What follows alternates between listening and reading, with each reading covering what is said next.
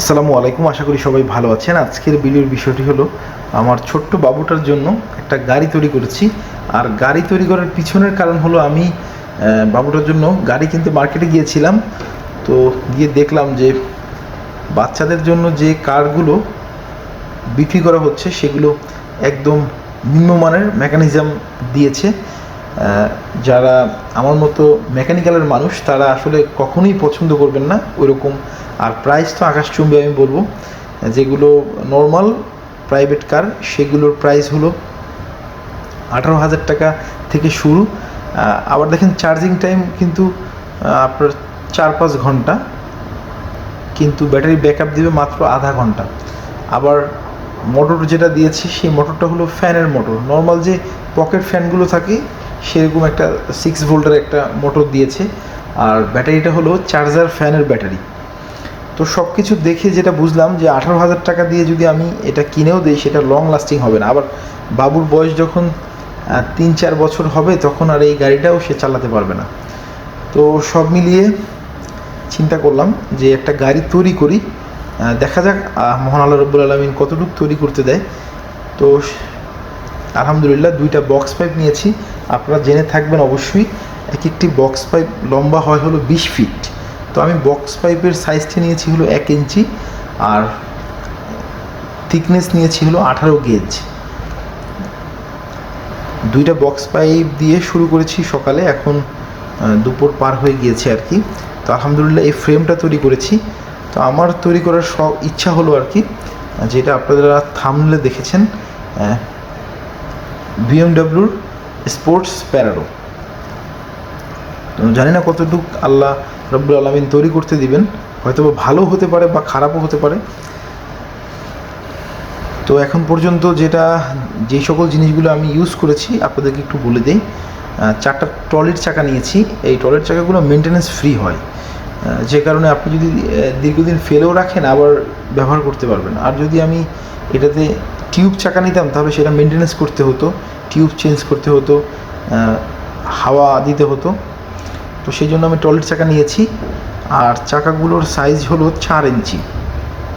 চাকাগুলো আমি ইচ্ছে করলে বড়ও নিতে পারবো, 6 ইঞ্চিও নিতে পারবো, আবার ইচ্ছা করলে আরও ছোটো নিতে পারবো। ওই সিস্টেমেই করেছি। দেখতে পাচ্ছেন সামনের মুভিং মেকানিজম যেটা স্টিয়ারিং, ওইটা তৈরি করেছি। একদম সহজভাবে তৈরি করার চেষ্টা করেছি। অনেকগুলো আমি গো কার্ট, টয় কার যেগুলো তৈরি করা হয়েছে ইউটিউব থেকে ভিডিও দেখেছি।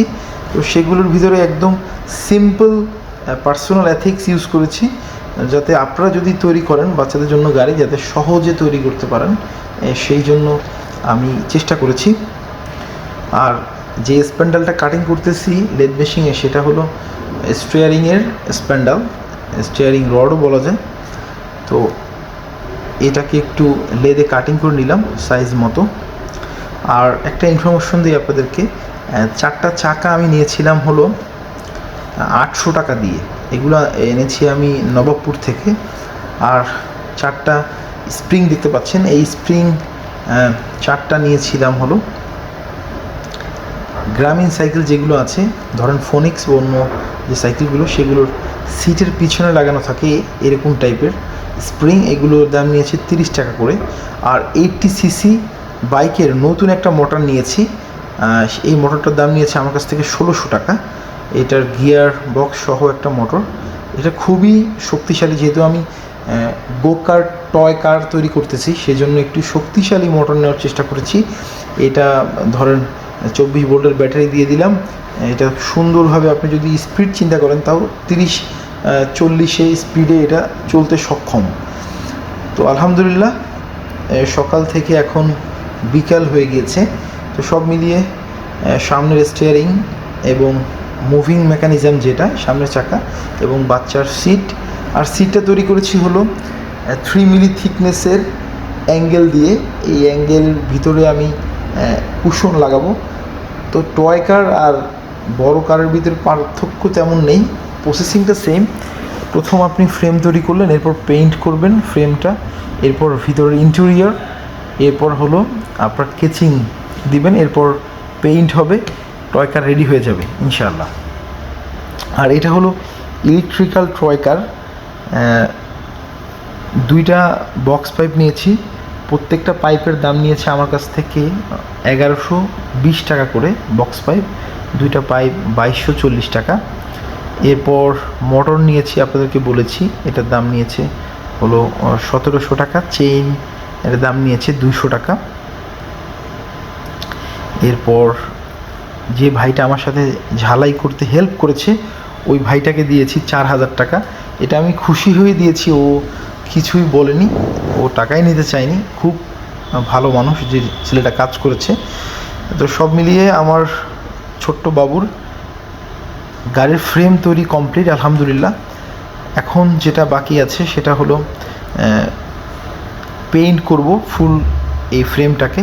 পেইন্ট করে ইন্টেরিয়র ভিতরের যে কুশনগুলো প্রয়োজন, আমি ফোমের কুশন লাগাবো যেহেতু বাচ্চা মানুষ চালাবে। তো সব মিলিয়ে আপনারা ভিডিওটি কেমন এনজয় করেছেন অবশ্যই কমেন্টে জানাবেন। আর যদি ভালো লেগে থাকে লাইক, কমেন্ট, শেয়ার, সাবস্ক্রাইব আপনাদের কাছে অনুরোধ রইল। আপনাদের একটা সাবস্ক্রাইবে নতুন ভিডিও করার অনুপ্রেরণা পাই। আরেকটা বিষয় আপনাদেরকে বলি, এখন পর্যন্ত টোটাল আমার এই গাড়িটার ফ্রেমটা তৈরি করার পিছনে 11,000 টাকা লেগেছে। এখন বাকি আছে শুধু ব্যাটারি আর কেচিং ইন্টেরিয়র। আসসালামু আলাইকুম, আল্লাহ হাফিজ।